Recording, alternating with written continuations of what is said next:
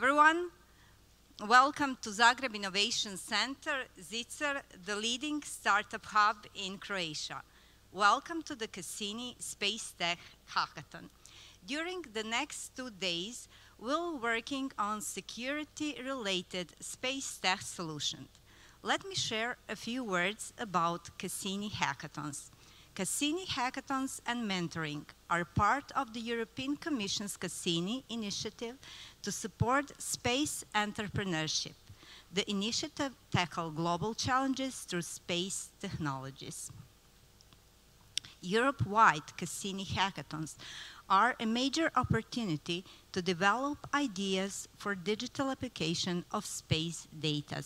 They are addressed to students, graduates, researchers, and, of course, startups. Each hackathon takes place simultaneously in 10 European countries, as we can earlier see.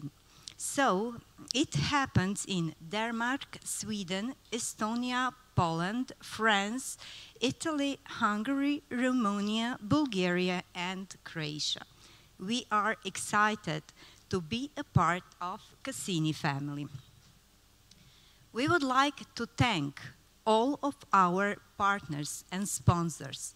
They are contributed to great deal to the hackathon. Thank you all for the support. So, our partners are SES Techom, Croatian Defense Industry Cooperative Cluster, Atlantic, TIS Grupa, the City of Zagreb, Adriatic Aerospace Association, University of Zagreb, and PAN.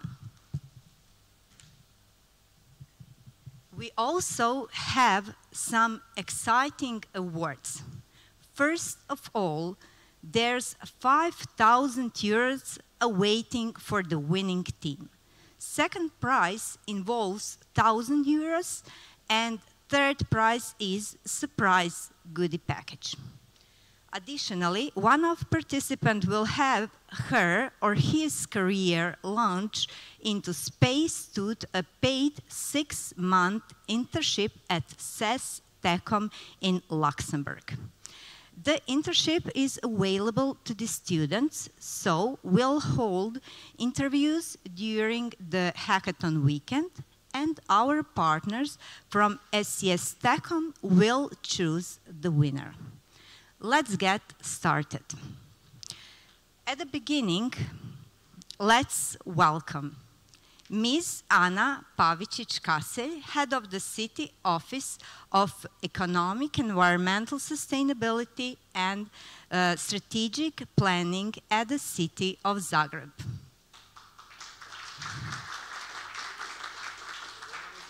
Also, Mr. Dražen Lučanin, head of a Service for Information System and Technology Affairs at the City of Zagreb. And first of all, I would like to welcome and to say hello to Mr. Frane Šesnić, CEO of ZICER, who will share a few words with us. Hello, thank you, Ivana, for your great introduction into this event. And I would like to thank also the whole team that prepared everything for today and for the next 2 days. Also special hello to our heads from the city, both of you. And of course, I'm really delighted to see many of you here that will share your ideas and that you will, I think, I believe, create some great projects during this weekend.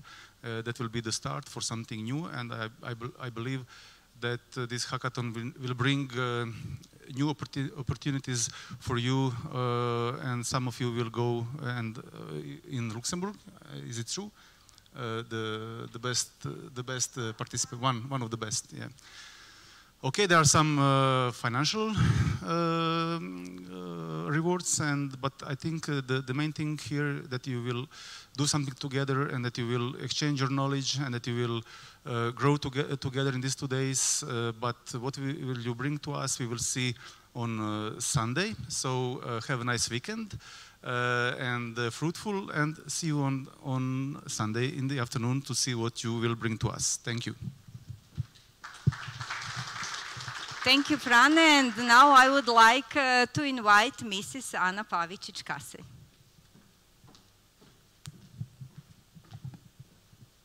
Thank you all for coming.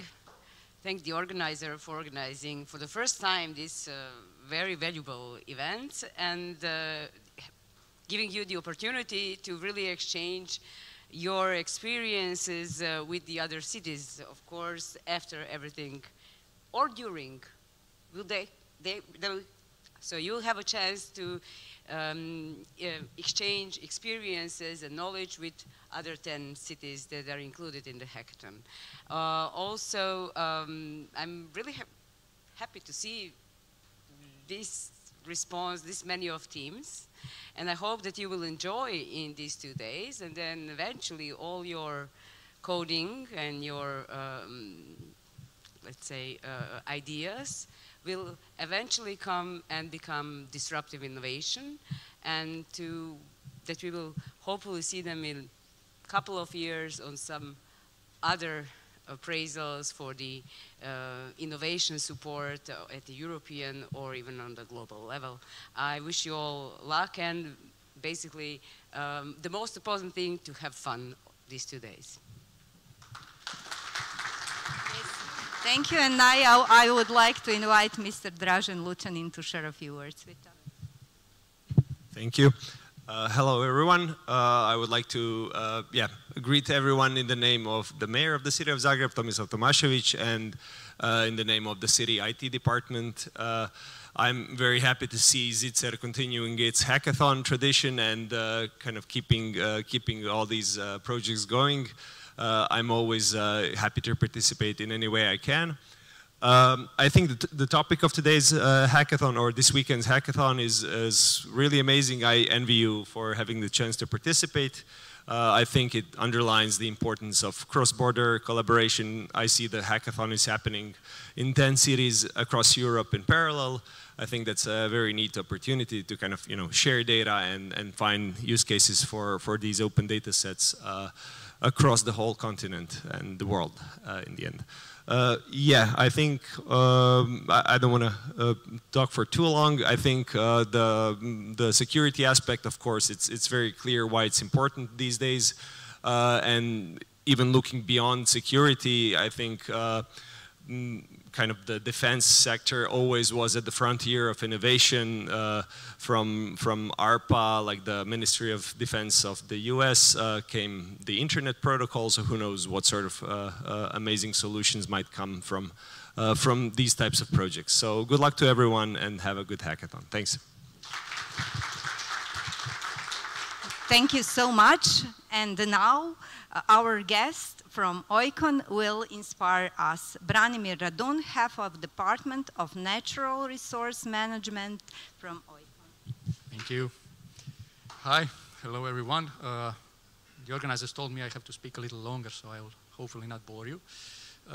My name is Branimir. I come from OICON, a consultancy and a research institute here in Zagreb. And I am the head of the Department of Natural Resource Management at OICON. Although the name itself isn't a giveaway, Department of Natural Resource Management hosts all Earth observation and remote sensing in general projects in OICON, and we mainly deal with the environment. The topic of this hackathon is defense and security, but to us at OICON, human safety and human security are main points of sustainable development and environment protection. As I was told by the organizers and through discussion with them, the point of this talk would be to inspire you, but I don't think I have to inspire you. All the chairs are filled and you are willing to spend your weekend cooperating a lot of times with complete strangers and brewing up cool ideas, so I think that's inspiring enough. But since many of you are starting in this path, not all, but some in Earth observation, in remote sensing, I can tell you what inspired me. Since I was a child, I enjoyed nature, learning about nature, and I loved Star Trek. I spent a lot of time watching Star Trek, still do. And the cool thing in that was when they approach a planet, and then the captain asks the science officer, okay, what are you reading on sensors? And then things go pee, pee, pee, pee, pee, and after a few minutes they know everything about the planet's surface. So that's really cool. And now I'm actually working with magic sensors, and I'm actually studying a planet. But that's not just any planet. I'm studying Earth and learning about its forests, about its grasslands, about lakes, about rivers, seas. And I'm really happy to have that opportunity. And hopefully a lot of you, especially those starting in this, having the first initiative to start in this segment, in this branch of business, hopefully you will have also the opportunity. Regarding Oikon, as I said, at the same time, private consultancy and research institute, dealing with Earth observation, using Earth observation and remote sensing data for around 25 years now. Firstly, it was done out of necessity to solve some key engineering issues in environment protection and nature protection. But as of lately, it's integrated into all our natural resource consulting services. It's a key aspect of those due to the flexibility and the nature of Earth observation and remote sensing data. It enables us to integrate it with in situ surveys with, as of lately, machine learning algorithms, AI algorithms, and through that extract information from data and knowledge from information, which is our main product, and hopefully wisdom from knowledge, but that is a tricky part and we are trying to do that. As I said, we are using Earth observation a lot, extensively. In a lot of projects, we are monitoring the health of huge forest ecosystems that are square kilometers, many square kilometers big. But we are also using the same type of data, the same sensors to track the movement of tiny bugs that are less than 1 millimeter in size. At the same time, we are mapping mountaintops and sea bottom using the same sensors. It only depends on how you use them, which to me is really cool. Due to the nature of the remote sensing Earth observation data, due to its scalability, its universal use, and due to the fact that there are no borders on satellite imagery, only on political maps, all solutions are flexible and applicable around the world. Due to that, we have built a vast network of partnerships around the world. We have luck to cooperate with prestigious clients such as the European Environmental Agency, European Space Agency. Earth observation, remote sensing solutions are key aspect of our green initiatives, of our green services through which we support sustainable development, through which, as of lately, help achieve the goals set by the Green Deal, and also help to build a healthy community, healthy future that's developed sustainably. Through this, we strive to achieve our promise to our clients that with us development is natural. Plus, it's a lot of fun using Earth observation data, so that's always a plus. And that would be all from me. I hope that you will have a lot of fun, that you will meet a lot of people and think about a lot of cool ideas, and that's that. Have fun. Thank you so much, Branimir, for inspiring speech. And with us today, as I mentioned before, SES Techcom is our very important sponsor of CASSINI Hackathon. And engineer from the CASSINI, from the SES Techcom, René Michel, wanted to come today, but they stuck on the airport. They will come tomorrow, but they sent to us the speech, so my colleague Anna Vlahov will read it for us. Thank you so much. Hi, everyone. So I'll embody René for the next 3 minutes. We don't look anything alike. Just, well, he'll probably make it to dinner tonight, so you'll see him. So he says, we're departing from Frankfurt. We are really sorry we can't be there. But let us tell you, everybody has ideas. Everybody enjoys dreaming and imagining a different reality. Students and teachers alike. lawyers and engineers, doctors and poets. What makes a difference is to get in action. A hackathon is a safe space to make mistakes, to meet new people and learn from them, to approach other teams in a healthy, competitive way, ask and learn from them. The space industry is a caste industry with plenty of disciplines. You can be a farmer and user of space images. You can be a data analyst and produce space data.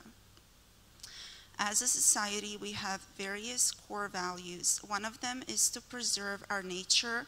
Maritime surveillance allows us to monitor illegal fisheries, oil spills, among others. Satellite connectivity allows to do that, but there will be plenty of time to talk about during the weekend. Thomas and I will be around supporting the teams and looking for an intern to take with us to Luxembourg. But now, before we start, I want to suggest you all one mindset for this hackathon and for the rest of your lives. That's very ambitious on his part, for the rest of your lives, if I can add. Okay, hold on.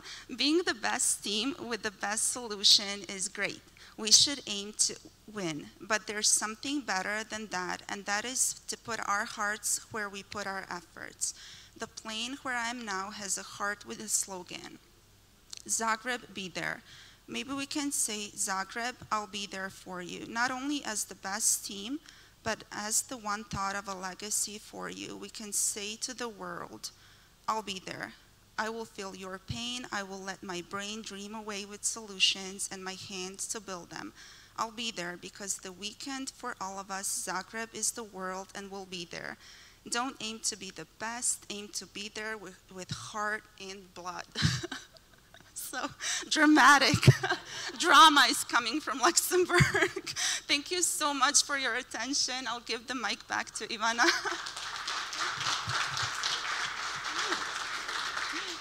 Thank you, Anna. Thanks for René. We're looking forward to see him here. And now we are ready for our keynote speech. Please give a warm welcome to Mrs. Anna Burzikovska, Copernicus Innovation Officer, Copernicus Space Office, Director of Earth Observation Programs at European Space Agency. Anna, hello and welcome to ZICER. Anna is on Teams with us. Hello. Yes, good afternoon. Hopefully you can hear me well. I see you nodding, so I think it's looking quite good.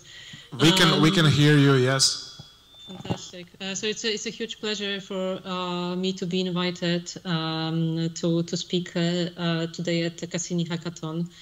I would really love to be with you in person, but unfortunately for health reasons, same reason as the one for the past 3 years, I could not travel to Zagreb, but I thank the organizers for the opportunity to speak to you today remotely.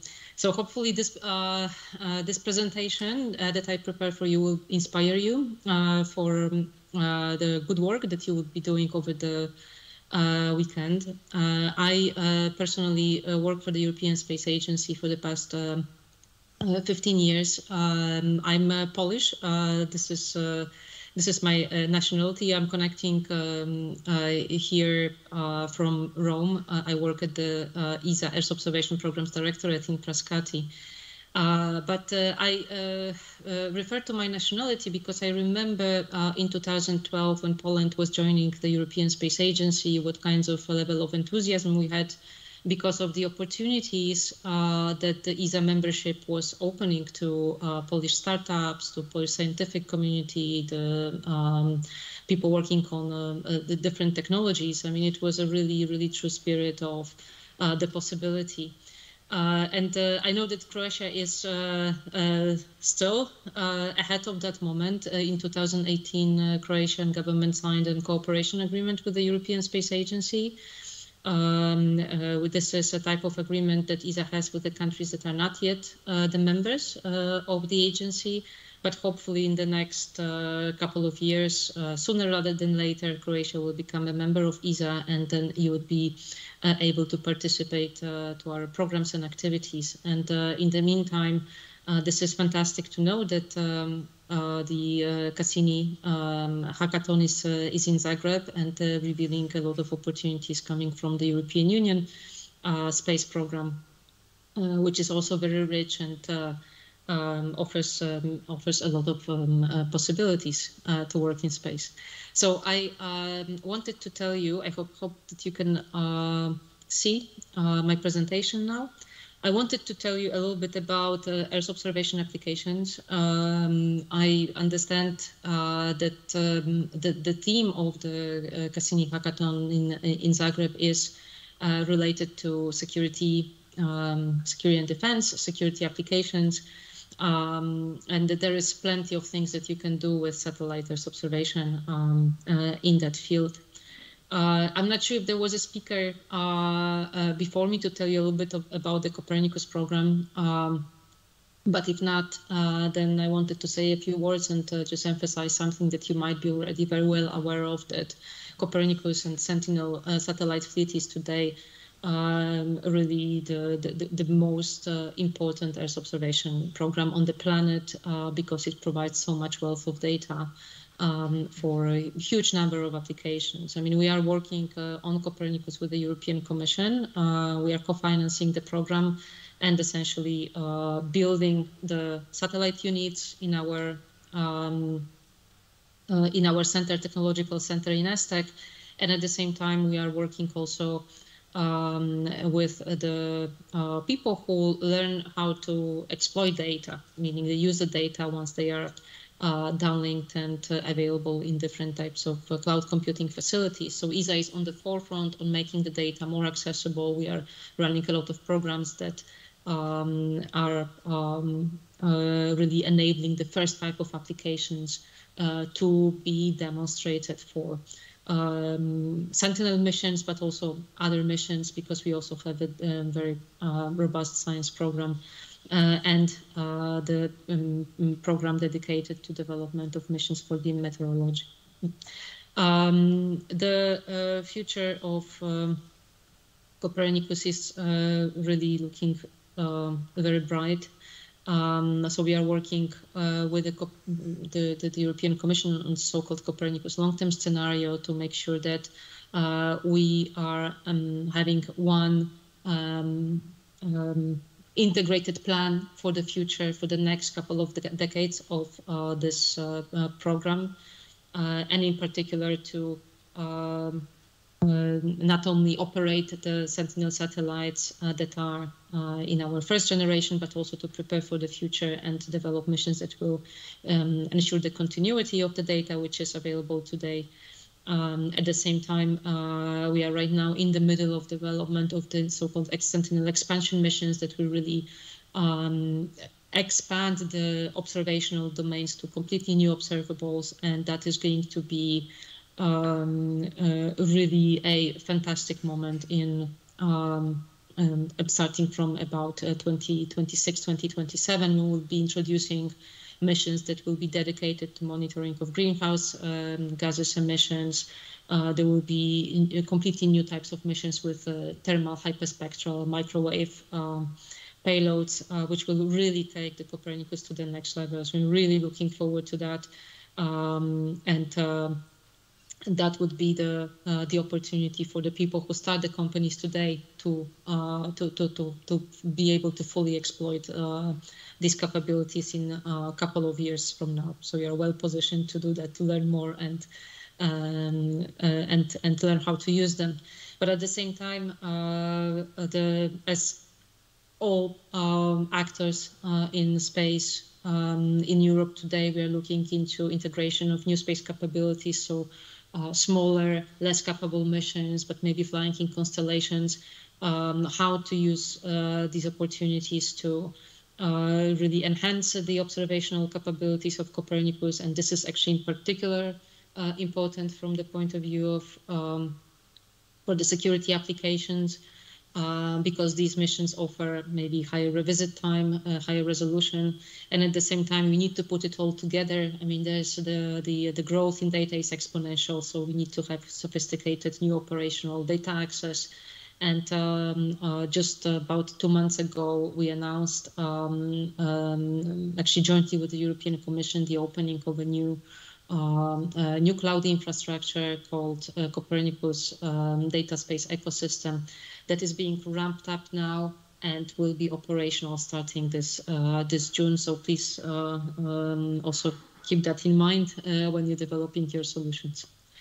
So this is the word of introduction. I have much more detailed slides to tell you a little bit more about these the capabilities of these expansion missions.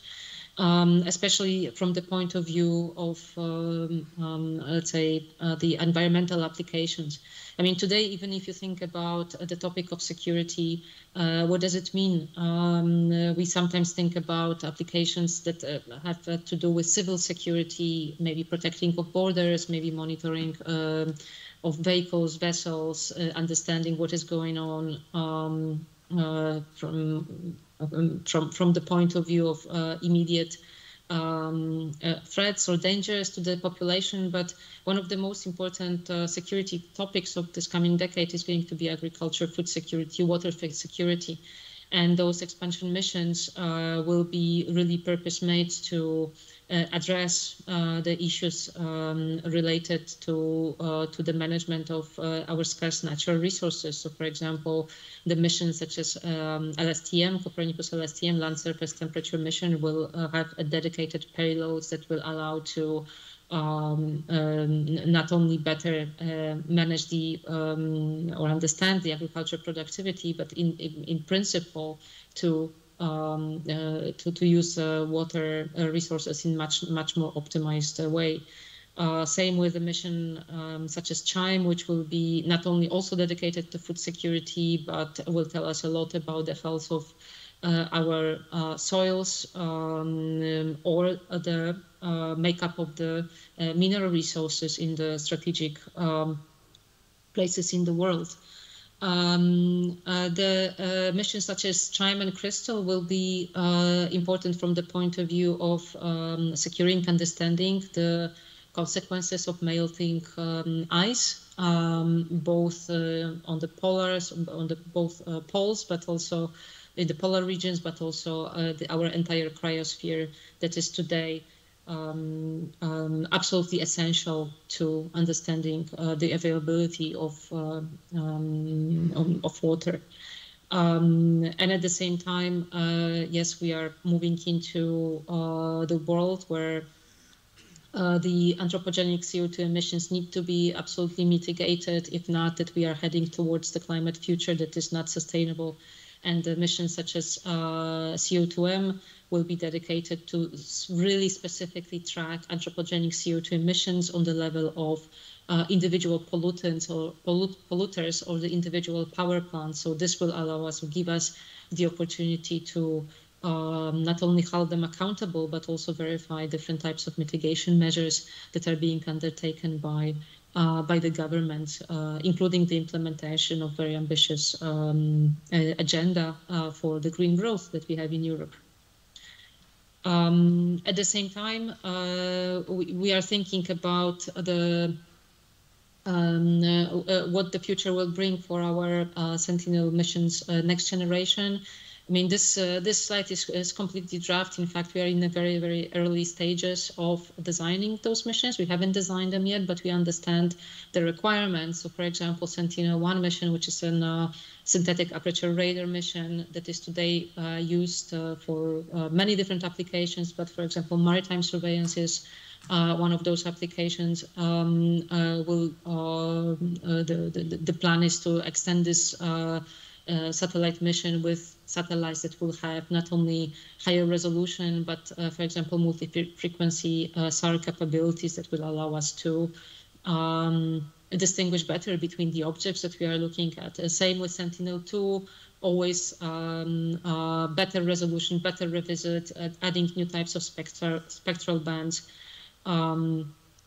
missions such as Sentinel-6, for example, will allow to, or the next generation of Sentinel-6 will allow to have a better estimation of sea level rise. And if we have a better estimation of sea level rise, especially in the coastal areas, because we have better coverage, better revisit, higher resolution, then we can say something about the threat or the risk that the population living in the coastal areas is facing due to climate change.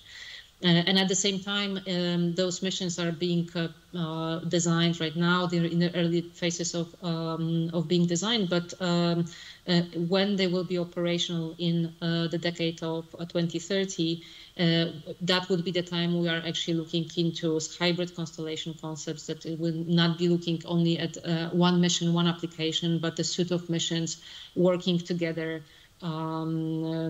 complementing capabilities both from the missions that we are building inside the Copernicus program, the Sentinels, but also these commercial missions coming from new space.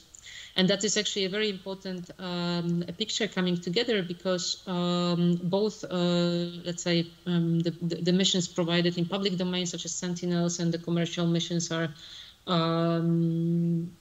completely complementary. I mean, they are filling each other's gaps. Inside Copernicus program, but also at ESA, we have the suite of so-called contributing missions. That is the name for the contributing missions of Copernicus, but also third-party missions that ESA is procuring from the commercial market in order to make those data available to the scientific community or to the people, companies that are building pre-commercial applications. They are mainly in the very high resolution domain. That is where those satellite operators are providing their data and their capabilities, and this is also where we think is the biggest or most important impact on security applications, because the higher resolution, the more let's say features on the ground you can resolve, and of course this is also the very long legacy of using VHR data in the military and defense community. Today, these kinds of surveillance capabilities not only mean let's say better security or more security applications, but are also routinely used for commercial applications that, for example, allow to distinguish how many cars are being parked on a parking lot in order to understand the, let's say, economical or commercial performance of a shopping mall or an actual factory somewhere in China. So very interesting, very useful. We are right now in the process of really ramping up the budget for and actually access to those commercial VHR missions. This is being done for the European Commission. We are handling the program called CopernicusContributing Missions, where we are procuring from the commercial market these kinds of very high resolution commercial data. You have here a bit of an overview of what kinds of data sources we are talking about. I think that the main message here is that this is the growing element, in fact, becoming an indispensable element of any observing system. We need to be able to observe at a higher frequency and at higher resolution for security applications, but also for other applications. The thinking in Europe is to rely on the commercial market in order to do so, to both create the opportunities for the companies to come up with satellite missions, with sensing concepts, and put them on the market, be successful in that sense. But also for organizations such as the European Commission or the Directorate inside the European Commission, and European Space Agency, to act as an anchor customer for these missions, because we believe that this is how we can achieve not only let's say higher economic growth in Europe, but also maybe even more innovation. So we are right now indeed working in a very very closely with the commercial partners in order to onboard them to this Copernicus contributing missions. And you may have heard about that. There was a call for proposals around November last year for the new space sector to respond to the request for information, because today we want to understand what kind of capabilities exist on the market today. And what kinds of capabilities will be existing on the market in the couple of years from now, so that we can understand what will be coming and also help those companies to grow by acting as this anchor customer for them. And this is an example of how this works really for applications. In this case, this is very good examples of security applications, meaning monitoring of the eruption of the lava flow resulting from the La Palma volcano eruption in 2021. So we were actually working with ICER, which is a Finnish company delivering very high resolution synthetic aperture data. This is a new space company, and what you can see is a resulting picture showing that you can combine the usual Sentinel-1 data, which is available in public domain, with commercial ICER data to estimate lava depth, and then model for the risk for the population. I have a bit of a rundown of different other examples of how you can use EO data for these kinds of purposes. So let me go through them. For example, supporting humanitarian aid. So this is an example of the project that was actually developed as a part of the Copernicus Emergency Management Services mapping component. And the task here was to understand the internal displacement evolution in Nigeria. So this was an example of the use of this kind of high-resolution data to understand both the location, distribution, and composition of the internal displacement camps, and the damage that was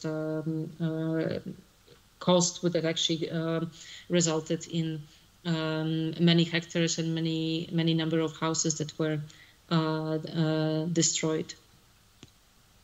At the same time, we can really map things such as illicit crops. Here you have an example of the EO-based, in fact it was I think based on Sentinel-1 and Sentinel-2 imagery, which were processed in order to detect illicit crops and indirect indication of the potentially risky areas. And this is being done by change detection analysis in land use, land cover conditions that may, for example, indicate human-related activities. So the picture, as you can see, the picture on the left is showing the cannabis growth like hidden inside the cornfields, and even on the left you can see further on the left you can see already processed picture that shows the ability of these missions to indicate cocoa growth by understanding the diversity of the tree line in the forest. So we are actually working with organizations such as United Nations Office for Drugs and Crimes based in Vienna to provide them this type of demonstrations. And here you have an example of a process map that shows opium crop production levels in Afghanistan following the drought in 2017-2018, and this is being achieved using multispectral imagery. At the same time, we can address other interesting security topics, such as monitoring of the activities of organized crime organizations, for example, related to trafficking of resources, for example, valuable forestry resources, and that can be done by using Sentinel-1, using the ability of Sentinel-1 to see through the crowds and detect forest roads which are being built illegally, as well as traffic conditions and dynamics to really understand where the critical areas are and if they really correspond to let's say, indication of timber trafficking. At the same time, you can couple this information, for example, with information from ports. Usually the traffic timber is taken to the ports and taken to the vessel. And then with radar imagery, we can see, for example, there's suspicious behavior of vessels when, for example, there is an occurrence of transshipment, meaning taking the cargo from one shipment to another, or other port activities that can indicate in a casual way that something illicit is being moved. And this usually is not happening only through the through analysis of the satellite data. There is a lot of need for information of integration of other information. Some of it is publicly available. Some of it may require cooperation with port authorities, but this satellite mapping is definitely one of the most important sources of information. Maritime surveillance, as I mentioned before, is one of the most important applications of satellite data, in particular SAR data, optical data. It is being today operationally used by many national authorities or European Maritime Safety Agency to understand where the suspicious activity is occurring. Usually the suspicious activity is occurring when a vessel is turning off its AIS signal, because then it cannot be detected by the ground radars that are usually used for understanding the navigation position of those ships. And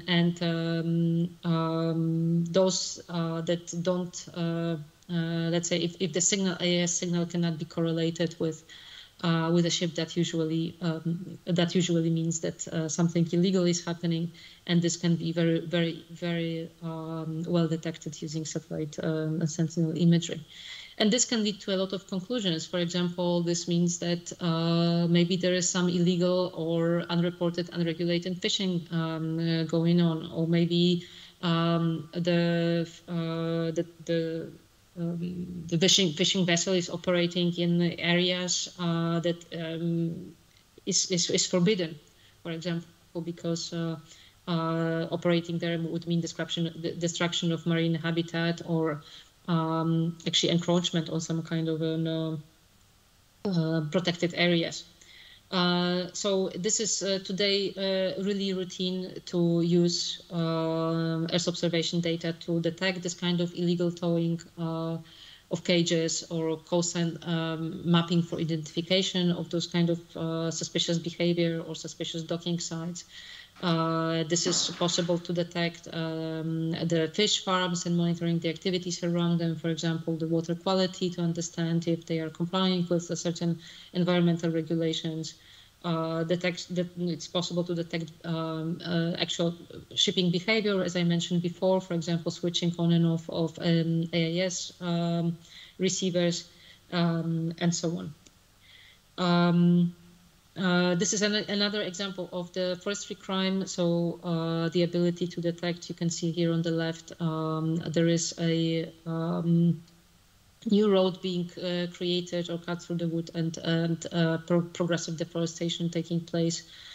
So we can very clearly detect these kinds of, so they're called clear cuts, and logging infrastructure which is associated with those newly created roads. The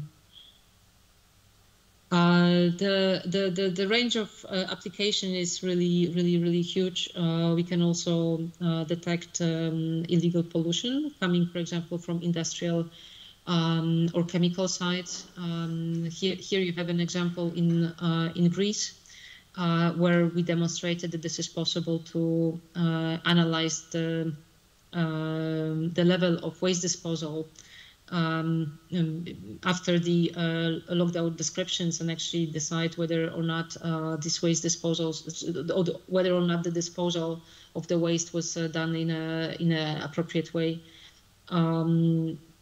So this can be then extended to all kinds of other pollution management applications. There is a very well-established capability to monitor all pollution crimes, illegal oil discharges, all smuggling activities, offshore from pipelines, offshore platforms that usually result from the pollution and sometimes the contamination of water, which then needs to be attributed to specific activity in order, for example, to seek reparations. And finally, cultural heritage crimes. So there's still a lot of looting activities happening on sites which are affected, for example, the UNESCO sites or other cultural heritage places. This usually happens in remote areas that does not have a good surveillance, or where the access is quite complicated, and it also, unfortunately, usually intensifies during the times of conflicts. So the remote sensing is here a very good capability to be able to understand what is going on and track the activities in order to understand if there is looting happening, when and how. And that today is one of the, let's say, emerging applications, but today's capabilities really allow to automatically recognize and actually measure the impact on those sites. And here's an example of the looting taking place, or actually the changes in the digital elevation models from the site in Iraq that actually shows the impact on the archaeological areas, and showing their evolution. And the evolution usually means that some things are changing, places, locations, or just disappearing from the ground. So this is a very short rundown of different types of applications areas. I hope this is going to be interesting and inspirational for you at the time when you begin working on your own ideas. So this is a pleasure to share this with you, and I hope you're going to have a very good time over this weekend in Zagreb. Thank you, Anna, so much for inspiring presentation and support. And now we will just share a few words about Hackathon weekend. We are starting tomorrow morning at 8:30 with a design thinking workshop. Experienced mentor will be there to help. I would like to emphasize that everyone who comes by car should arrive by 8:15 because the road will be closed due to the Zagreb Spring Half Marathon.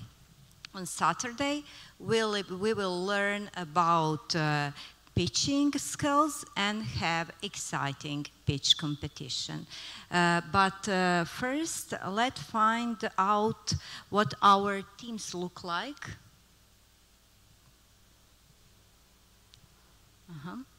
Just a moment. If we can see it, you can see it on the papers outside. And if some changes in teams are necessary, we can do it tomorrow morning. So now we will jump into the live stream from Central Hub. It's almost 7, so it will start in 2 minutes. Have a nice evening.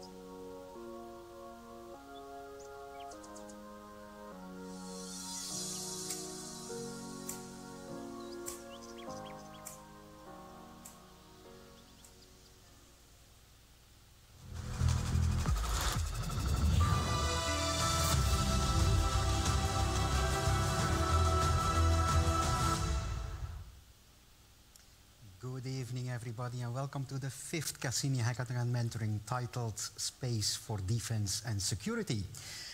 I'm really thrilled that you are tuned into our live from Antwerp in Belgium, and I saw Latvia waving, so I think it's very polite to wave a little bit back to them. Hi there, I hope you're doing well. My name is Danny Robrecht, and I'm on stage live together with Florentina. Hi Florentina, good evening. Hi Danny. How are you doing? I'm great, I'm really excited to be here. Florentina, if you could choose a place where you would like to be at this particular time, where would it be?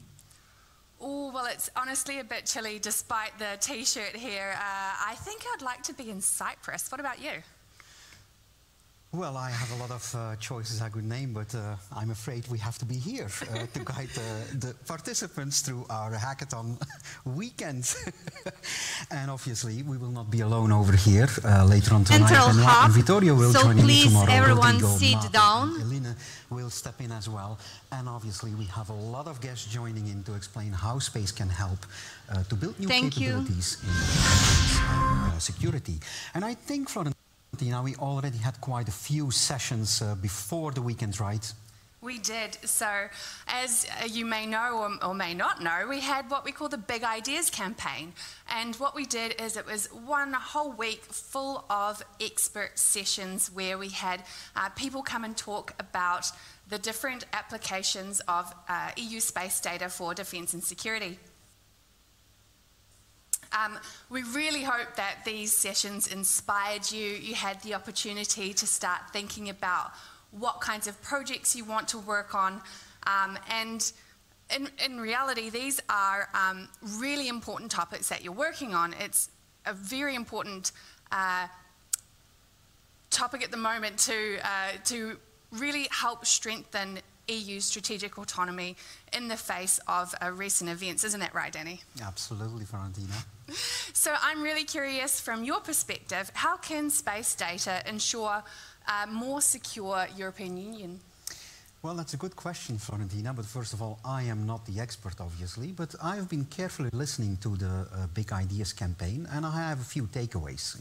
In my context, it's all about getting vital information and basically building an intelligence capability in terms of reconnaissance, etc. And what's very important is that we understand, for instance, through space data, what is the contextual situation, what is the ground truth, what is happening there, and what is the context in which that incident is taking place. And that could help us, obviously, to prevent threats or to respond more accurately, more quickly, more rapidly to any crisis or incident on the ground. And I'm sure with 800 brilliant minds that are basically active this weekend, they will come up with really out-of-the-box solutions for this really huge challenges ahead. But back to us over here, what can they expect during this weekend, Florentina? Well, we have 2.5 days of jam-packed activities waiting for you. Tomorrow we're going to have a brand new type of session for the hackathons. We're going to be having some live conversations with experts, particularly also technical Q&As around defence and security. You might also learn how to start a career in the sector if that's something that's interesting to you. We're going to be hearing from previous winners to see how they have gone since the hackathon, what were their highlights, and maybe they might be even able to share some tips with you on how to be the most successful that you could possibly be over the weekend. And finally tomorrow, and this is really one of my favourite sessions, Danny, we're going to be talking to and having a big check-in session with the teams from all around Europe. So don't miss out on that. It's a really great opportunity to hear what the other teams are doing and how they're getting along over the weekend with one another. So what about Sunday, Danny? Well, Sunday will be different than Sunday of the previous weekend, that's for sure. And it's also jam-packed. By the way, it's very interesting to understand that teams will get connected, because this is the essence of the live hub here in Antwerp, Belgium. We connect and bond teams that are located across Europe. Now, some of those locations, they will get official visitors to connect with, in a sense, they will get really defense and security experts in to collaborate with and to get their solutions off the ground, let's put it that way. Visitors will be, among others, visiting Hungary, France, Sweden, Poland, Italy, so they are all over Europe supporting those participants. And obviously Sunday, it's all about one thing, announcing the 10 local winners, basically. And those 10 local winners will not only be announced, on Sunday they will get important information on demo day and the award ceremony upcoming Thursday, because obviously each one of the teams will be found of winning basically the prizes that come afterwards and making their idea real to life after this hackathon. Now, we've been talking about the live, we've been talking about 10 locations, Florentina. How does that work in practice a little bit? Could you elaborate a bit on that? Of course. So we're sitting right here in what we call the central hub. As Danny mentioned, we're in Antwerp in Belgium. But you're all over Europe, and what we're trying to do here is bring you all together, have conversations with all of you, and in addition, really start to provide you with some ideas, some inspiration, and of course, some technical information and the really important information you need to win and or participate in the hackathon. So at any time, you can join into the live stream here, or you can get involved and join the live stream from your location. If you're there in person, and we really hope you've had the opportunity to do that, then you, of course, don't need to join in on your local live stream, but please do make sure that you're engaging with your teams, with your fellow hackers, and you can get on Discord and actually have a chat with different participants from all over the locations. And not only participants, Danny, they can chat with us. So we have a channel called #TalkToUsLive. If you want to, you can jump on there now, have a little bit of a shout out. We might have a moment to say hi to a few people before we say goodbye.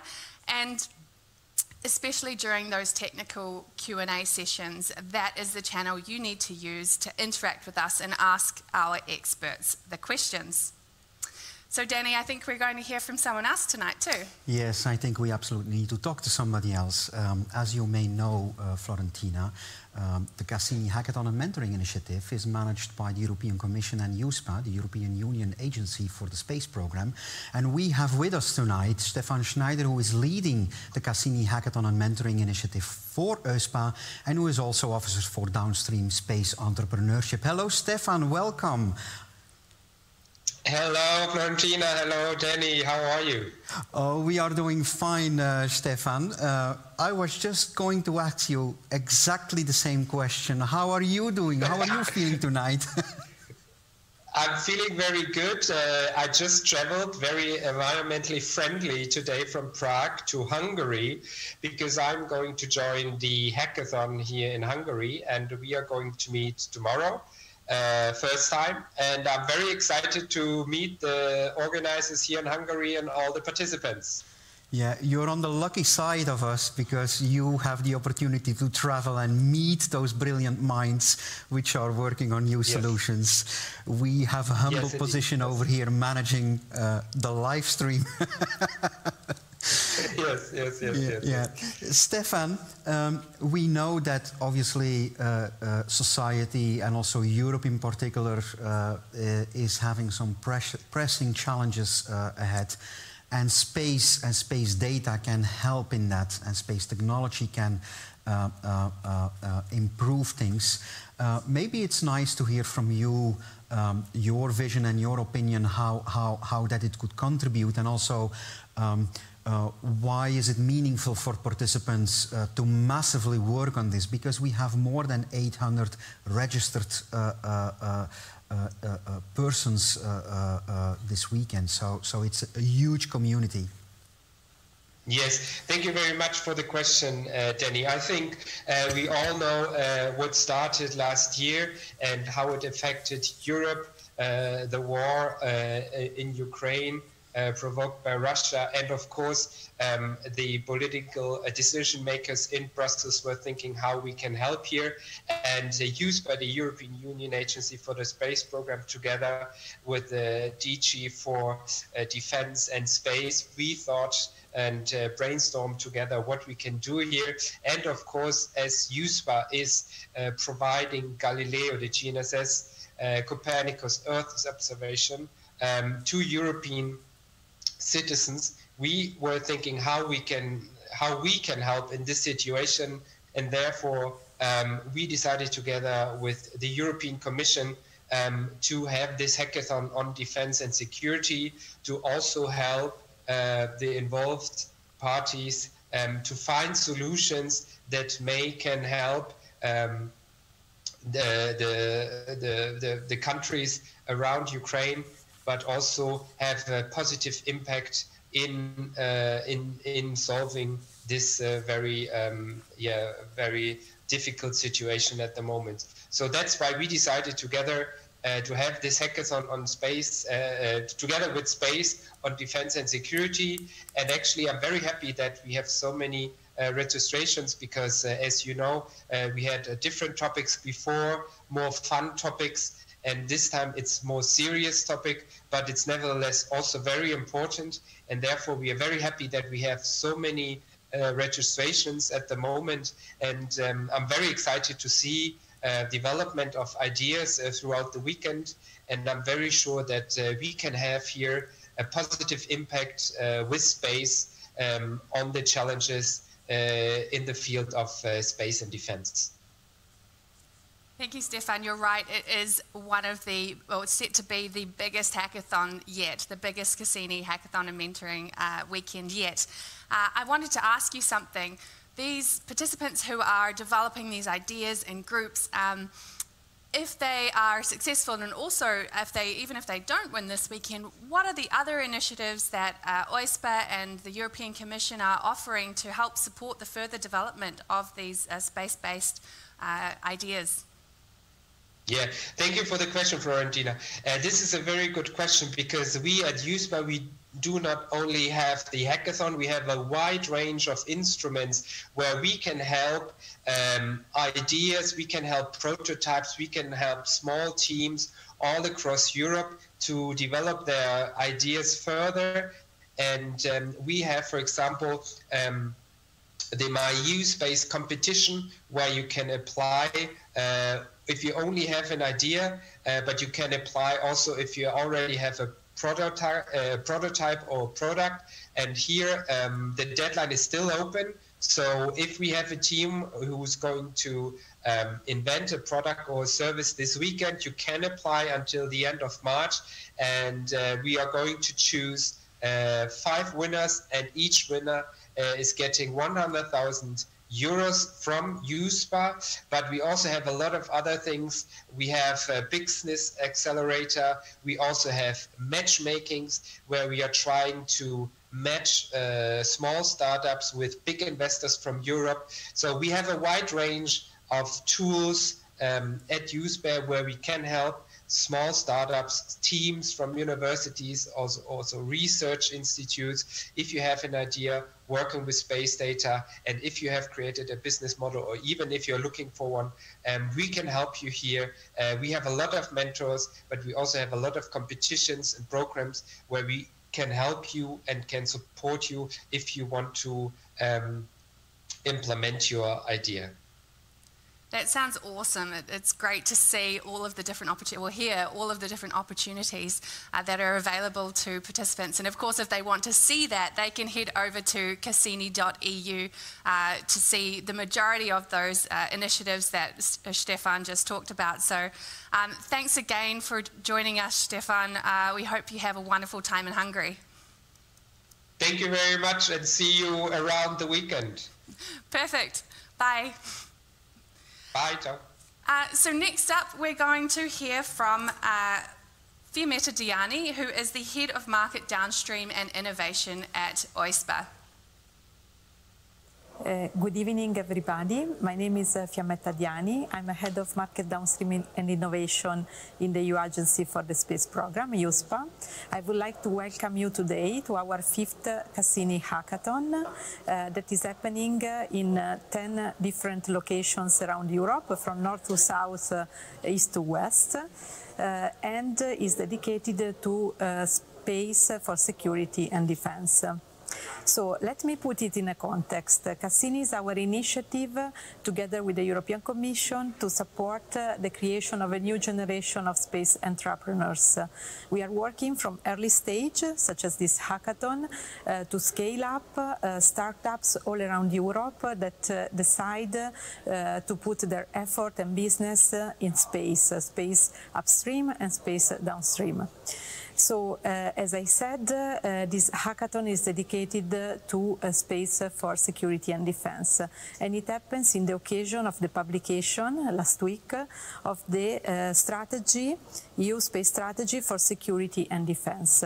So, in the current geopolitical context, the European Union is taking action to protect its own space assets and services. You know that we have very important services today for our citizens, for navigation with Galileo and EGNOS, for Earth observation with Copernicus, and we are building also our capability in SATCOM with IRIS². So we need to protect our assets, and also we need to strengthen the autonomy of the Union. So today we will tackle this this topic in the hackathon that go to complete our series of hackathons that cover topics such as the Arctic, the tourism, the insurance and finance, and many others. So I would like to invite you already from now to join us in June 27 and 28 of June here in Prague for our Entrepreneurship Day, where you will be able to see our rising stars and how our supported startups are becoming big players today, and so to get inspiration. And last but not least, I'm here to wish you good luck for this hackathon. My team will be with you in the different locations, and we are looking forward to see the wonderful ideas that you will be able to develop. Thanks a lot, and have a nice hackathon. Well, thank you for your kind words and your message, and I think our participants grasped it entirely. This is about building space entrepreneurship capabilities and on a very important subject. Florentina, it's the 5th time, and then basically people have a little need to have a little throwback over the past couple of editions. What did you enjoy most in those previous editions? Well, Danny, there's been a few great moments that have taken place over the last 5 editions. As you know, we've done hackathons on tourism, on digitizing green spaces. We even did one where we were looking to connect to the Arctic. And it's really exciting to be doing a hackathon now on such an interesting and topical theme. But when you asked me that question, I think the thing that comes to mind immediately was, I think it was our first hackathon, we did some movement sessions to get the participants going, and I remember you came out in a fantastic outfit and you took us through some movement sessions. Do you remember that? Yeah, I remember. Usually what happens in the room stays in the room, Florentina. That was live streamed, Danny. I don't know if anyone told you. What about you? Did you have a favorite memory? Well, yeah, we had quite some fun parts in the past editions. But what I also enjoyed very much is that when winning teams are pitching, they meet really an expert jury, and it's not only about evaluating those cases, but it's also receiving tips, understanding what is very good about it and how to refine it eventually in order to make impact. That was really for me very interesting to see happening.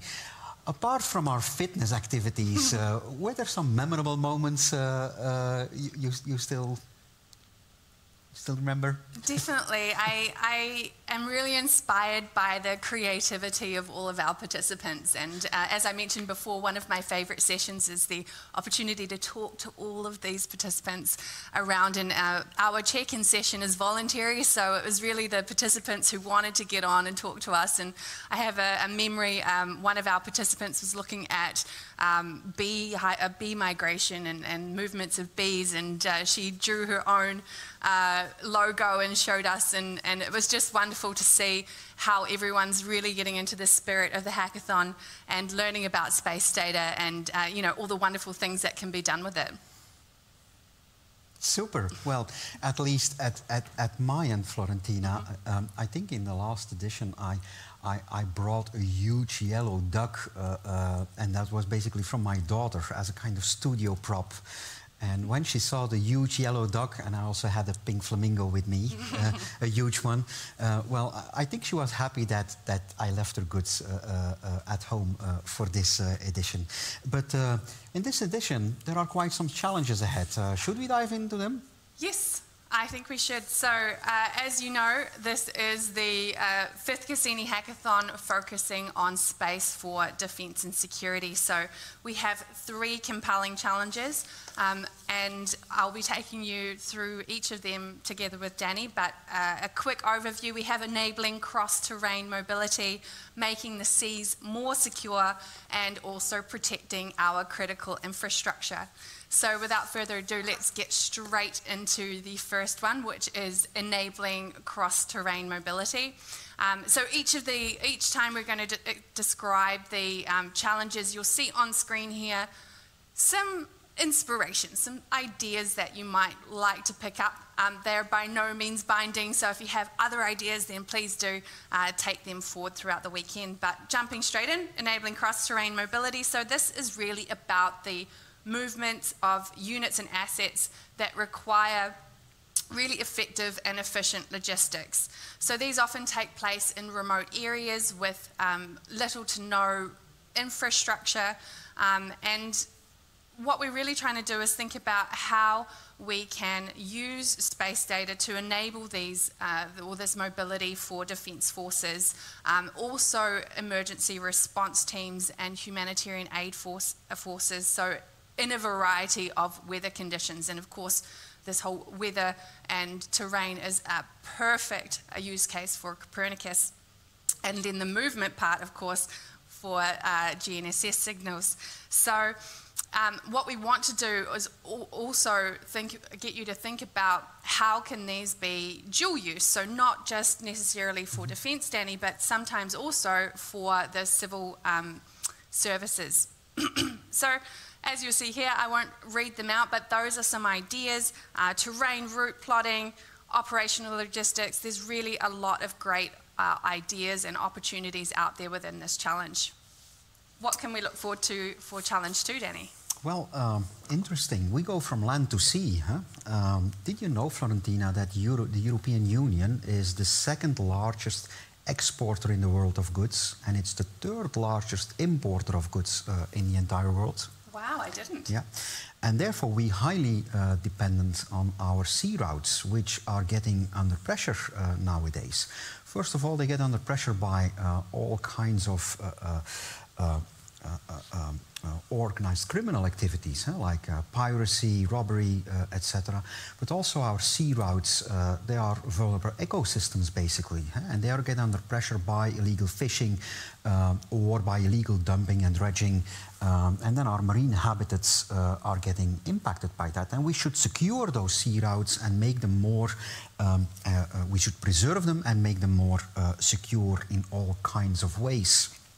And obviously, this challenge also have a few ideas. We could work more on maritime intelligence to keep it up to date. For instance, how can we track vessels? How can we recognize whether something non-typical or something disruptive is happening at sea? How could we predict what's going to happen over there and even try to prevent it?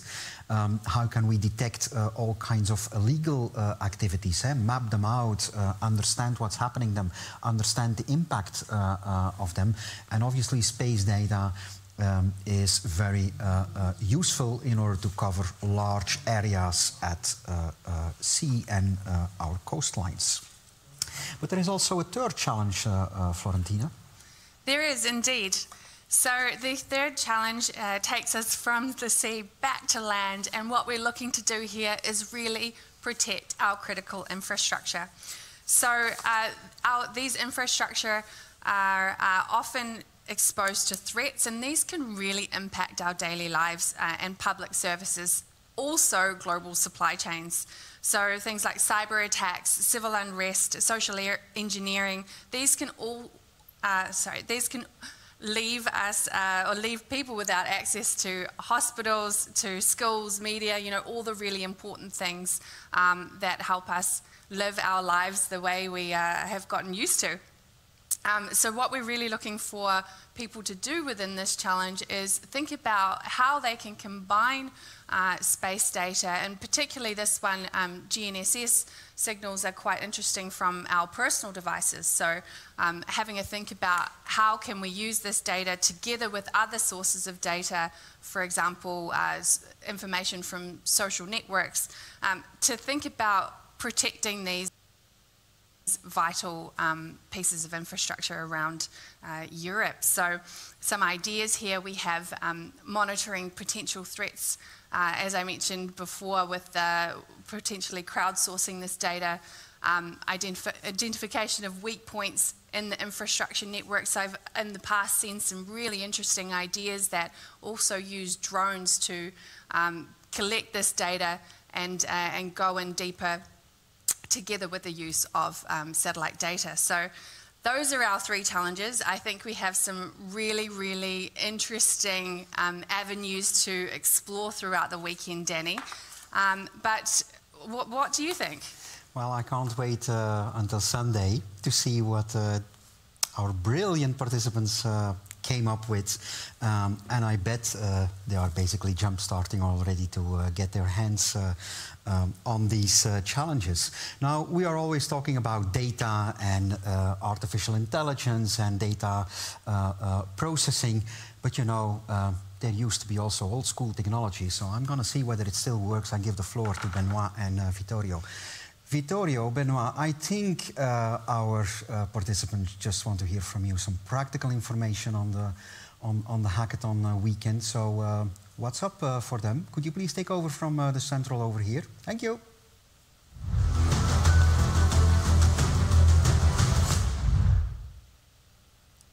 Thank you, Chief Danny. Message well received here. And we're actually here in our Green Key studio. I'm Benoit. And I'm Vittorio. And we're here this evening to tell you more about the practicalities for this hackathon weekend. This is going to be a short briefing from us here at the Central Hub. And later on, after this session at 8, your local organizer will tell you much more about what the things that they have got in store for the hackathon weekend for you locally, and also help you get started. First off, the agenda for this hackathon weekend, which you can check also on the website cassini.eu/hackathons #agenda. There you can also find the agenda. This evening, we'll welcome you here at 7 p.m. and at 8, your local organizer will help you get started at your local hub. Please mind that all the times we are saying here are in Brussels time. So if you are in a different time zone, please do calculate out the difference. Then on Saturday, we will be starting in the morning with a good morning and a little small briefing, some reminders for the day, and tell you everything about what's going to happen tomorrow. Then at 10, we have a session with a few people from the industry. but young and old people, explaining how you can start a career in defense and security, and what skills do you need, where do you get started, etc. These are not super long sessions. It's going to be 20-25 minutes. So if in between figuring out what to work on in the hackathon, you want to learn more about working in the defense and security sector, please check out this session. We also have a support from Mundi on Discord. I'm going to talk about that later on. And at 11, we have a live Q&A here on the live stream. So you just tune in to the live stream either in your common area at the local hub or on your local device. And the first live Q&A of the day is going to be at 11 on positioning, navigation, and timing. So that's everything that Galileo and Agnos has to offer us, and it's for you to understand how you can benefit from it in your hackathon project, what the features are, how performant it is, can it be hacked, can it be jammed? These kind of questions are all welcome. And then at 11:40, we have another small session with winners, Blas from Team Yolanda from the previous hackathon. Well, it's actually from the previous hackathon on using space for a financial world. And these people from Team Yolanda are going to tell you how to win the hackathon. And we've also invited a mentor from our mentoring program also to explain you then what happens to the winning teams after the hackathon. In the afternoon, we have another live Q&A, this time on Earth observation. Be sure to tune in. Another expert is going to join us live on stage to answer your questions as to which data sets do we use, how fine is the resolution of this, what kind of things can you see from the sky. So be sure to check in for that as well. And then at 4 in the afternoon, there is another support session from Mundi. And then at 4:30, we have the Meet the Other Teams session. Florentina and Danny already talked about this. It is a super fun session, half an hour. We meet with everyone, all the participants across all the hackathon locations, again tuned into this live stream and exchange some experiences, talk about your hackathon project, and so further. Please be careful. We tell you all these times in Brussels time, but over the course of the weekend, we will also have a switch to summertime. That's in the night from Saturday to Sunday. If you're all using digital clocks, you will probably be completely synced with all of us across Europe. But do keep also your analog watch in sync. On Sunday then, we start again at 10 with a little start of the day session, good morning. And at 10:30, we have a pitching crash course. So another one of our mentors from the Cassini mentoring program is going to give an expert crash course on how to pitch, ideal to prepare you for the pitch contest in the afternoon. There will also be plenty of opportunity for asking questions and getting some tips and tricks from Johnny, who's going to give that session.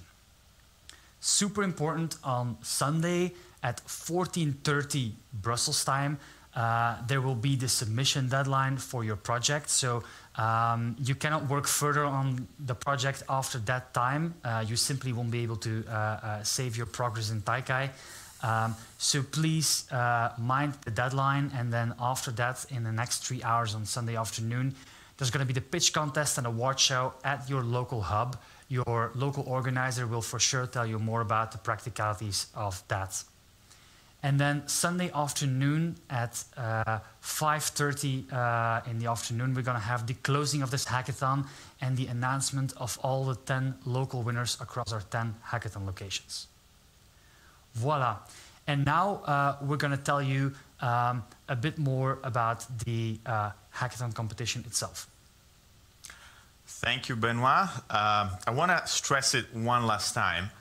It's Central European time, Brussels time. There is a time change. Every year there is somebody who mistakes the deadline time zone. Don't be the team, please. So, regarding how and what to do, well, first of all, you have to find a problem. Either you know already or you figure out this weekend. Then find a solution for that problem that leverages the existing European infrastructure, and then just build it.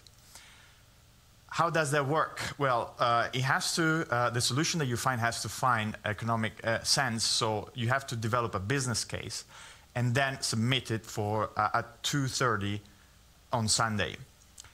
There's going to be a local pitch context, and each winner then is going to pitch again on Thursday, March the 30th, and the 3 overall winners get the access to the Cassini mentoring. Now, the criteria are innovativeness, relevance, and quality of the team. We want to see that the solution is new, is relevant, so it's an actual problem that gets solved with space technology, and that you know a little bit what you're talking about. What prizes can you win? The prize that we offer is a 6-month mentoring program.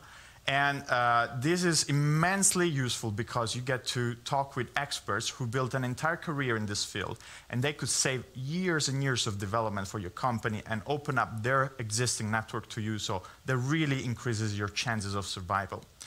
In addition to that, you also have the prizes offered by local organizers. There could be cash, vouchers, or incubation tracks. Yes, and then something very important, and this is about submitting your hackathon project. And super important because each year we also see participants sometimes struggling with this until the last minute, so therefore we want to inform you already tonight on how to get this over with. So when you registered for the hackathon, you went through Taikai. So you created an account and you registered for our hackathon on Taikai. Next thing you need to do is create your project on Taikai. There's a super easy button for that on the page of our hackathon. And once you do that, it asks you to give your awesome hackathon project a name and a description. And then also asks you to add your team members on here, right? I added, in this example, Rodrigo here, who's our Chief Hackathon Officer of this edition. He's backstage, making sure everything runs smoothly. If you don't know your team members yet, you can just also leave this empty and continue to create the project. Next, it's super important to fill your hackathon project page with a bit of simple content about what is the ID that you're working on. There's a template foreseen, you see that. You also need to set a few tags. There's tags per hackathon location and tags for the challenges. So just set them straight, and then your local organizers will easily find your project back on Taikai. Then there's one crucial step to do, and that is to publish your project page. Please already do this just this evening or tomorrow morning or tomorrow before lunch. Don't wait with publishing your project until the last day.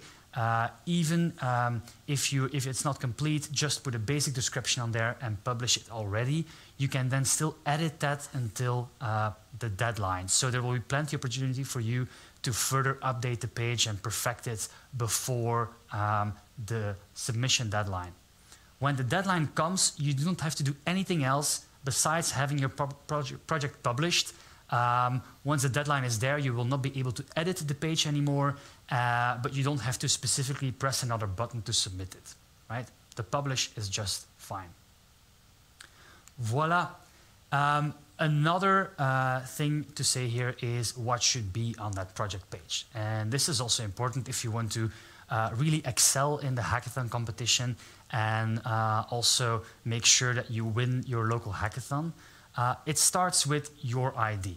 What is the problem that you have identified? We have 3 amazingly interesting challenges.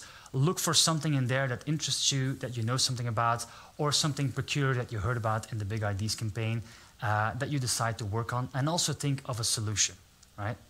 Also explain on your project page how you are using space technologies, how you're using positioning, timing, navigation through satellites, how you're using Earth observation, or how you're planning to use satellite communications in your project. Then explain the link with the challenges of the hackathon. Of course, it shouldn't be the Revisit Europe challenges anymore, but the challenges of this hackathon, of course, being enabling cross-terrain mobility, making the seas more secure, and protecting our critical infrastructure. Also give a brief overview of the team members with a short bio, because remember, one of the criteria is the strength of your team. Next, your local organizer might ask you to add some additional info or attachments to the page, so please also take into account their suggestions and their instructions. Optionally, you can add a video or a link to an open source repository as well. Voila. Now, Vittorio is going to tell you a bit more about the resources that you have access to. From the CASSINI Hackathons, we have a large set of resources for you. And yeah. Thank you. So, first of all, you're going to get data access and cloud infrastructure through Mundi. There is a repository of code where you can get all that has been done previously that is publicly available. Then there is also some business design playbooks and material to help you figure out the business case. And in addition to that, there is also on-demand trainings and webinars, so you could get video inspiration. Moreover, on Mundi, you can get a Jupyter notebook. This is an access that will allow you to get things up to speed easier. Remember, you only get one account per team, and that approval process is manual, so don't be surprised if it is not immediate. The resources are relatively limited, so first come, first served. Please remember to sign up for that. And the deadline is tomorrow morning at 11 a.m. With Mundi, you can get started with the Jupyter notebook, or you can also do it directly through GitHub. You can download the code and the resources directly on your machine. If you do that at your local hub, please be mindful of the amount of data that would take, because it can saturate the Wi-Fi. If you need support, remember there is live support sessions tomorrow morning and tomorrow afternoon, even though the deadline for the Jupyter notebook is tomorrow morning. There are other useful links. By the way, you're going to get this presentation at the end of this video, so you can find all the links afterwards in this presentation. And then, regarding Taikai, I leave it up to Benoit to explain it. Yes, because as Dani and Florentina explained you before, this is a European event, right? We have 10 amazing hackathon locations across Europe, and also many people joining us from their homes or other places across Europe. And therefore, we've set up a number of ways to interact also virtually over the course of the weekend. The first one being this very live stream that you're watching here on Taikai. You can tune in tomorrow to learn something new to apply in your hackathon project, or you can also occasionally see the other hackathon locations passing by.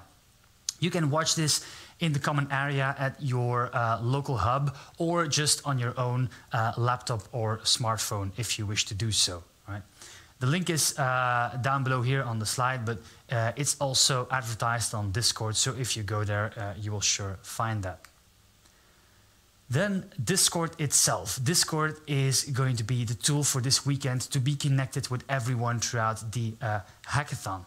And the first and most important channel is the Talk to Us live channel, where you can ask questions and interact with the studio here.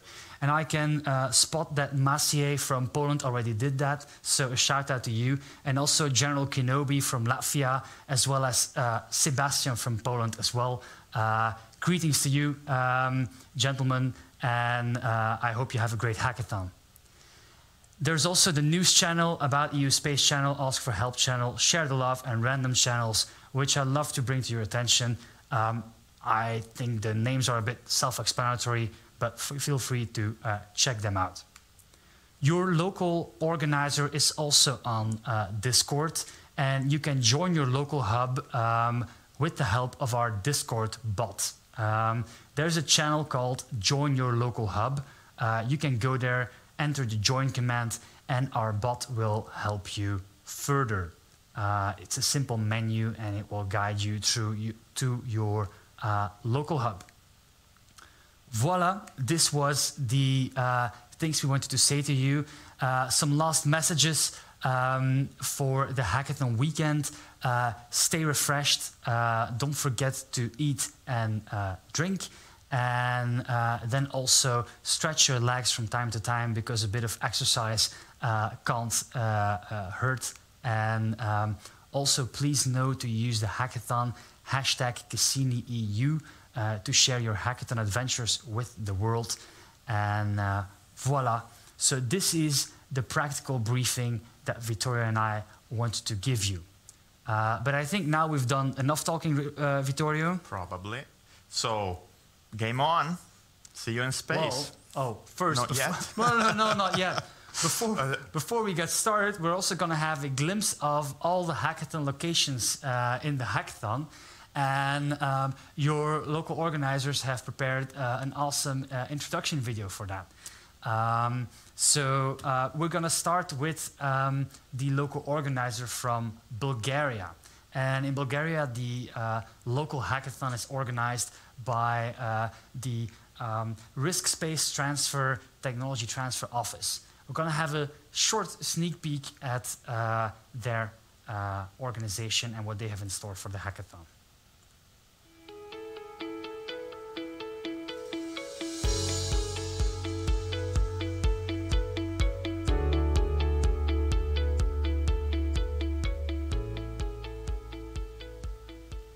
Welcome to Sofia, the capital city of Bulgaria. This vibrant and historic city is situated at the foot of the Vitosha mountain and is home to over 1.2 million people. Sofia is a place of diversity, mixing up the antiquities from Roman times with the modernity of today.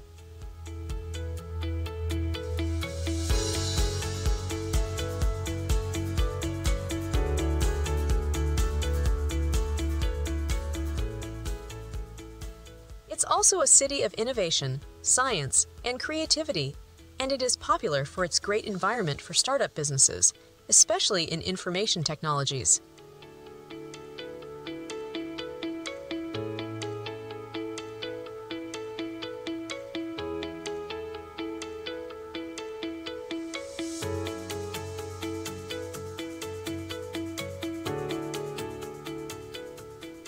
The Technology Transfer Office participates in various scientific events and projects. The office initiates events that make significant contributions to the development of innovations and innovative perspectives in the Republic of Bulgaria. These events include conferences, symposiums, forums, and work meetings. We have experience with 4 international innovation competitions that focus on the application of space technologies, as well as 2 global innovation competitions, Copernicus and Galileo Masters.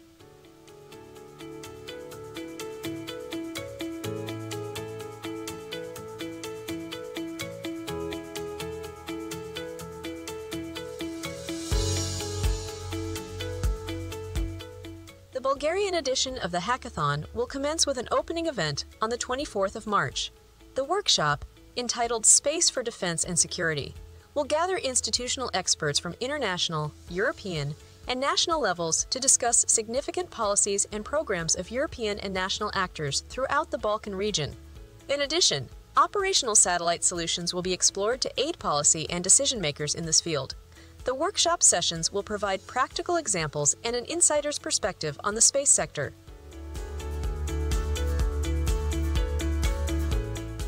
Join us in Sofia between Friday 24th and Sunday 26th of March, and be a part of this exciting journey and get together with participants from various backgrounds. ZICER from Croatia.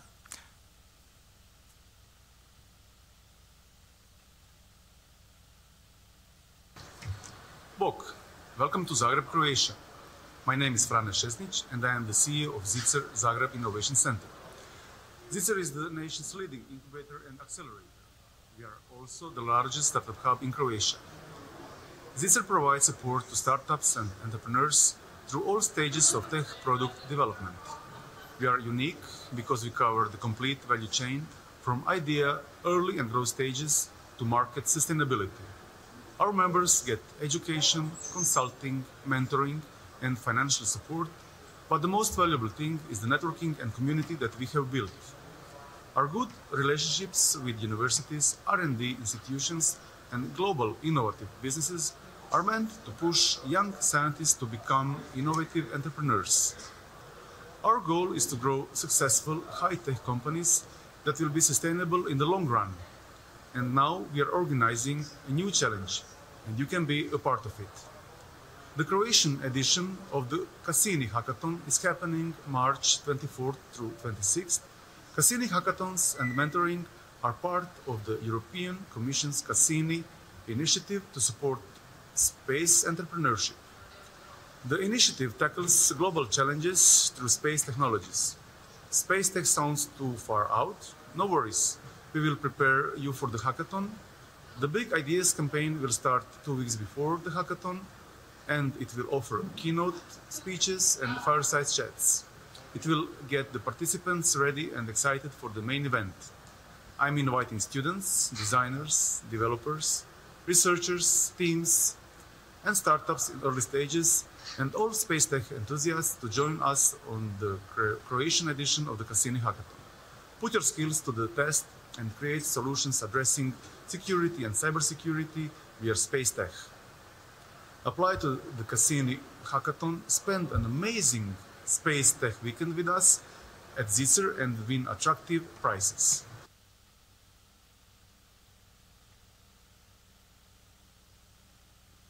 So, having heard from ZICER in Croatia, we travel a bit further down south to Cyprus. In Cyprus, another local organizer, Citizens in Power, is hosting a local hub, and also they have created a short video to introduce themselves.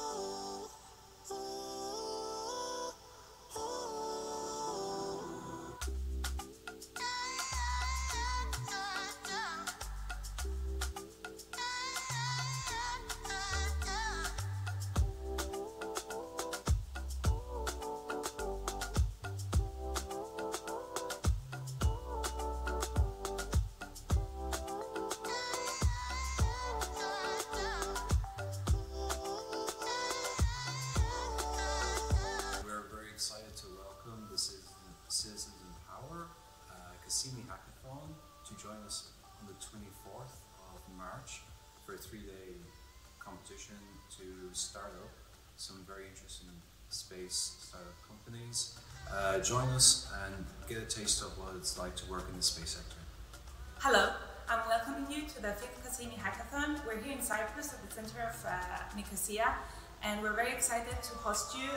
Register now. The registrations will be finishing on the 17th of March, so you can gather your team or you can come alone and you can find your team here, as long as you have an idea about space, security and defense.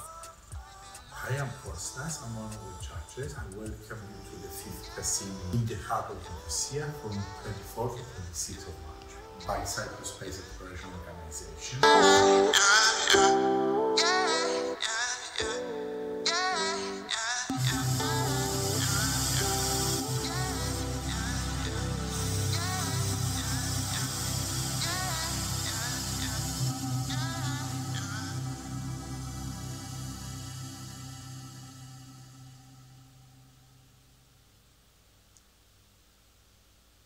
And now back to the continent for Starbust, a startup accelerator in Paris, France, that specializes into aerospace and defense. Paris est reconnu à travers le monde pour son histoire, pour ses monuments, son art de vivre, sa gastronomie et sa culture. Elle accueille notamment des événements internationaux tels que le Congrès international aéronautique, le Salon du Bourget en 2023 ou encore les Jeux Olympiques en 2024.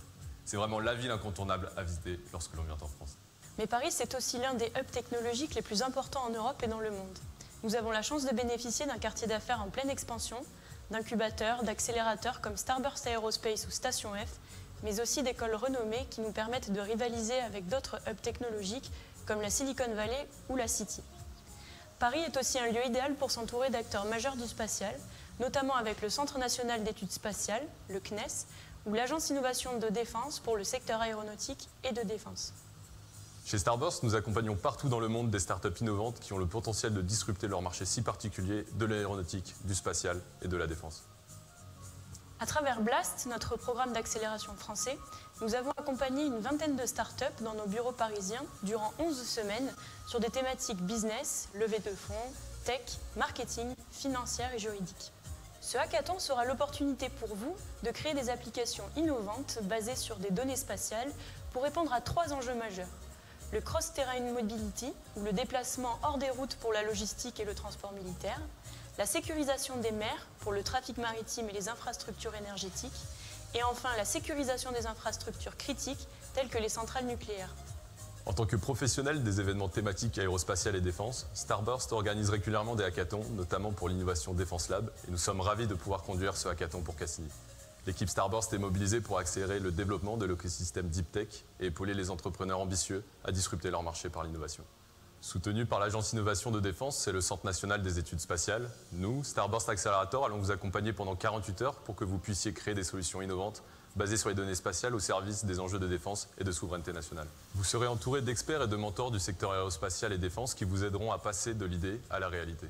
Ensemble, avec votre participation, nous allons créer des solutions innovantes basées sur les données spatiales pour mieux répondre aux besoins sécuritaires maritimes et infrastructures critiques. Alors rendez-vous en mars.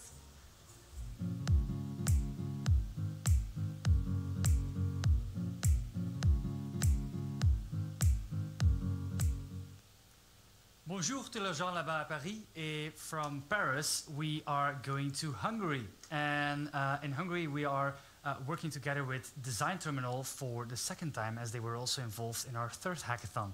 Let's have a look at what they've got in store for the hackathon weekend.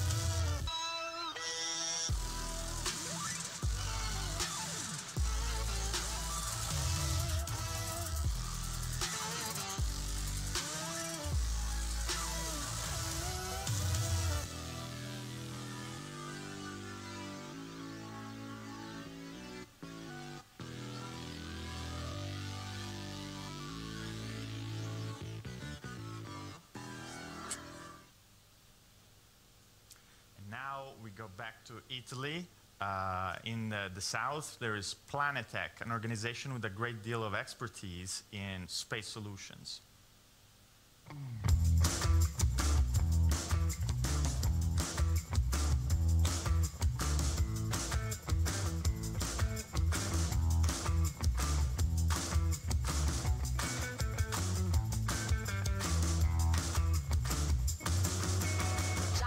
Welcome to Puglia. You know Italy is like a boot. Well, we are exactly at the heel of the boot, in the middle of the Mediterranean Sea, the better place, meeting place for people and cultures. Apulia is a land full of history, cultures and wonders, named several times among the best world's destinations. Here you can stroll around the wonderful landscapes of Valle d'Itria and Gargano, visit 4 UNESCO World Heritage Sites, or the remnants of past civilizations, like the Greeks, the Romans, the Normans, or the Venetians. Discover the legend of Santa Claus in the San Nicolas Church. Be impressed by impressionist paintings of Giuseppe De Nittis. or you can simply enjoy beautiful seaside towns, eat local food and meet friendly people. Apulia is widely known for its art, commerce, handicrafts and agriculture. Today, this business scenario is enriched by prestigious research centers, universities, IT and aerospace districts.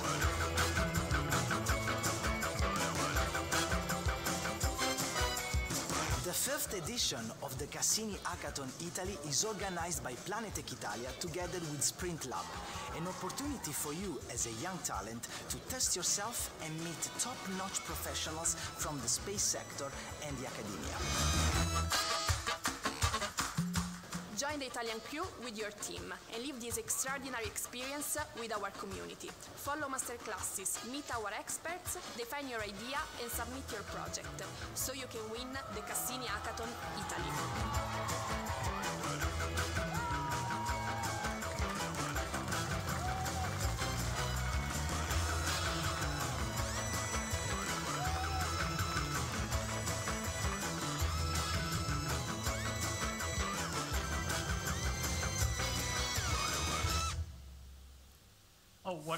We're already live again. What a catchy tune. Well, ciao to all our friends in Puglia region over there. I've heard Vittorio, my colleague here, is from the south of Italy and apparently knew some people over there in the video. So big shout out to all our friends in the Puglia region. But we are going to go up north to Latvia, one of the countries in the Baltics regions. And with the recent geopolitical context, defense and security has become very important for them. And their impact hub in Liepāja is hosting a local hub. Let's look at their video.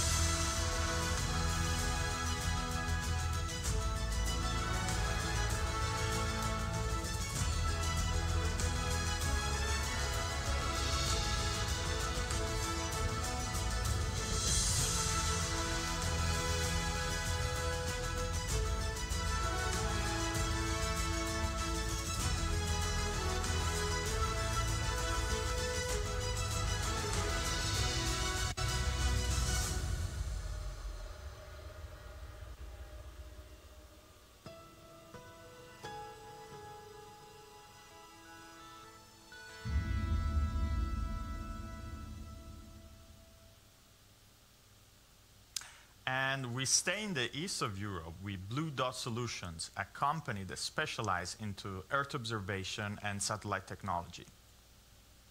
Welcome to Gdańsk, a beautiful city by the Baltic Sea. Gdańsk is located in Poland in Central Europe. It is a cultural, scientific, economic center and transportation hub of northern Poland. Gdansk is not only about beautiful beaches and breathtaking sights, it is also a place with large ports where hundreds of ships come and go every day. You can find industrial sites such as our shipyard that was built just after 1945.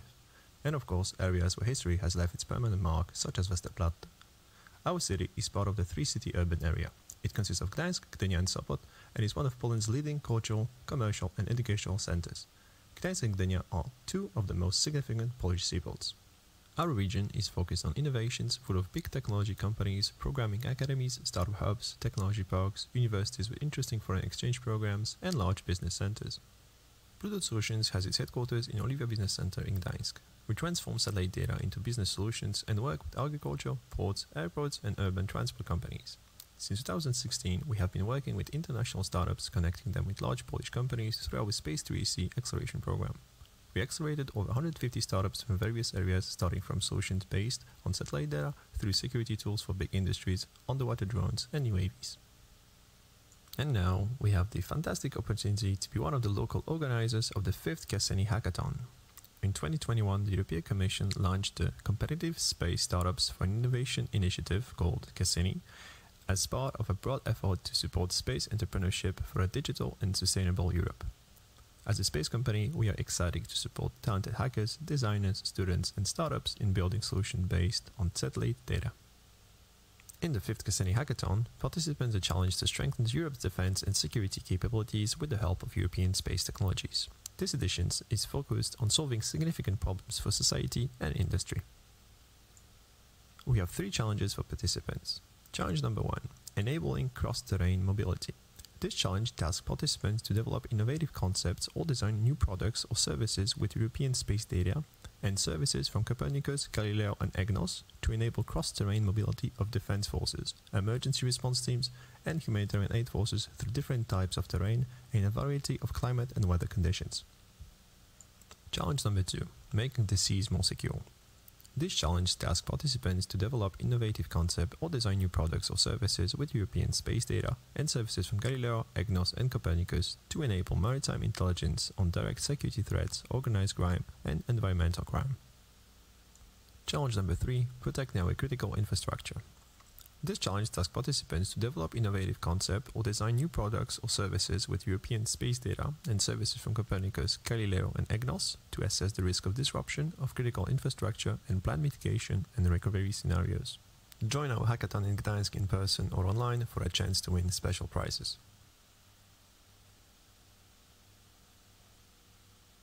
I guess it's now, after having been to Poland, we are going to go to Romania, and in Romania, the Institute for Excellence in Entrepreneurship is hosting the hackathon location.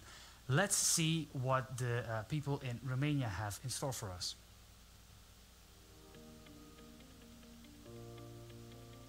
Hi, greetings from Romania, and we are glad to be the local organizer for the 5th edition of CASSINI Hackathon and have a real impact in strengthening defense and security of Europe. Welcome to a new edition. Hi everyone, I'm Andrei, Project Manager at IDEA. I'm passionate about technology and data and I'm really excited to welcome you to our hackathon. I hope you will all have fun during the hackathon weekend and I wish you to be inspired and to develop great solutions for the challenges. Hello, greetings from Bucharest. My name is Delia. I'm marketing and PR for IDEA, the local organizer for CASSINI 2023, and I'm looking forward to meeting you and your innovative projects. See you soon and best of luck. Bye guys. Hello, I am Adriana Ancuța. I am the community lead and I am super excited to spread the news about CASSINI Hackathon and give all the details about the winning ideas. See you soon. Hi, I'm Mia, Executive Associate at IDEA, and I work on marketing and business administration. I wish you all good luck. Romania is a country situated in the eastern part of Europe. We have many beautiful cities, mountain and sea resorts, the Danube and many other attractions that you should visit if you get the chance. We have a great local cuisine and the local people are really friendly. Here you can see the venue where the physical part of the hackathon will take place at the Romanian American University of Bucharest.